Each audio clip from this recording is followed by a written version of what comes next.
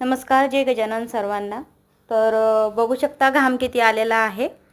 तर मी वर्कआउट केलेलं आहे 1 तासाचं, जे की वजन कमी करायचं आहे मला। 5-6 किलो वजन वाढलेलं आहे आणि मी 2 वेळा वजन कमी केलेलं आहे माझं घरच्या घरीच। तर आता एवढं काही भारी वाटत नाही। तर सकाळी 6:30ला वर्कआउट करून घेतलं, जवळपास 1 तास, 7:30 पावणे 8पर्यंत। आणि त्यानंतर मग फ्रेश झाले, आंघोळ वगैरे केली, नंतर मग पूजा करून घेतली। पूजा झाल्यानंतर मग मुलांचा टिफिन बनवला। तर मुलांच्या टिफिनसाठी पत्ताकोबीची भाजी बनवली होती आणि मला एकादशी होती, त्यामुळे मग मी साबुदाण्याची खिचडी बनवली होती, जे की पोर्शन वाईजच केली होती। बाकीची जी केली होती मुलं खाणार होती स्कूलमधून आल्यानंतर। आणि संध्याकाळी मग मिस्टरांसाठी आणि मुलांसाठी शेवगा मसाला बनवला आणि ज्वारीची भाकर बनवली।